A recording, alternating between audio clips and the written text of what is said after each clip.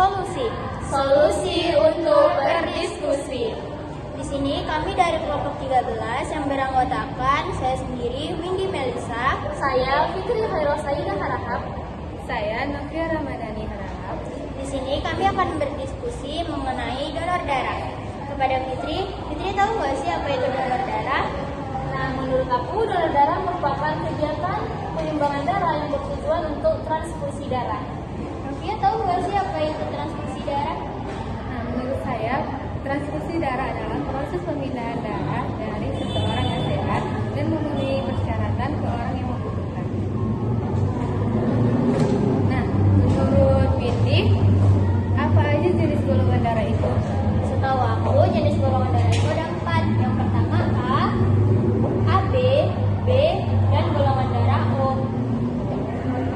Nah, jadi menurut Fitri, apa sih itu fungsi darah? Setahu aku fungsi darah bisa untuk mengangkut karbon dioksida dari sel-sel seluruh tubuh menuju paru-paru dan disebarkan kembali. Selain itu untuk mengganti sel-sel yang rusak. Nah, fungsi yang ketiga yaitu jika seseorang mengalami kecelakaan ataupun sakit dan membutuhkan darah, maka bisa diadakan atau dilakukan transfusi darah untuk membantu korban tersebut. Oh iya, kalian ini tahu nggak siapa saja sih orang yang termasuk kategori yang bisa untuk mendonorkan darah? Nah, yang boleh mendonor darah itu syarat yang pertama yaitu laki-laki atau wanita yang berumur 18 sampai 60 tahun, sehat jasmani dan rohani, sesuai pemeriksaan badan, berat badan minimal 45 kg, kadar hemoglobin minimal 12,5 gram per desiliter, tekanan darah sistolik 100 sampai 180 mg air raksa dan diastolik 50 sampai 100 mg air raksa. Tapi bagi wanita yang mengalami menstruasi, menyusui dan hamil tidak diperkenankan untuk melakukan donor darah. Dan yang terakhir, tidak menderita penyakit beresiko tinggi. Penyakit beresiko tinggi contohnya apa aja Novia? Nah, penyakit yang berisiko tinggi itu seperti HIV, hepatitis, sifilis, jantung, hati, paru, ginjal, kencing manis, kejang, kanker, atau penyakit kulit kronis.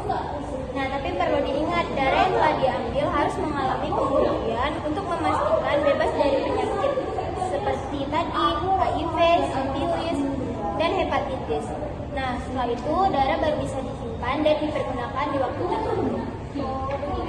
Nah, jadi menurut Windy, gimana sih jadi pendonor darah itu? Nah, yang pertama, calon donor darah datang ke UTD atau unit transfusi darah PMI atau di tempat event-event donor darah sukarela.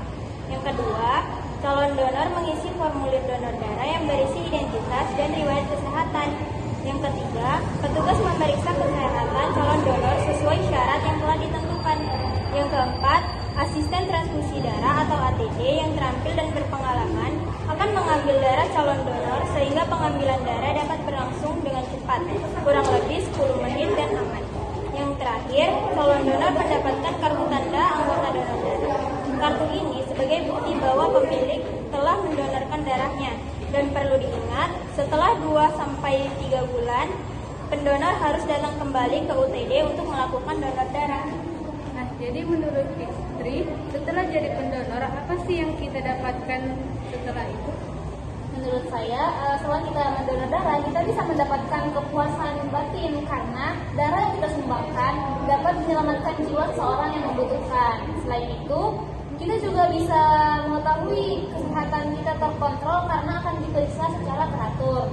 Bisa membuat tubuh semakin sehat sebab dengan mendonorkan darah, tubuh akan memproduksi darah yang baru kembali. Selanjutnya yaitu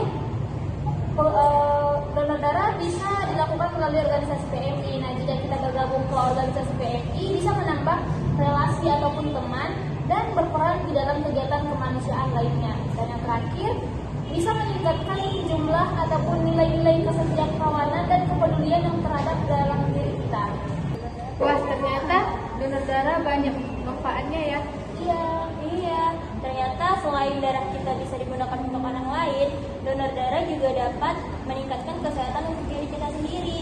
Selain itu, dari peristiwa donor darah, kita juga bisa menumbuhkan ataupun menambah kepedulian dan jiwa sosial yang ada dalam diri kita.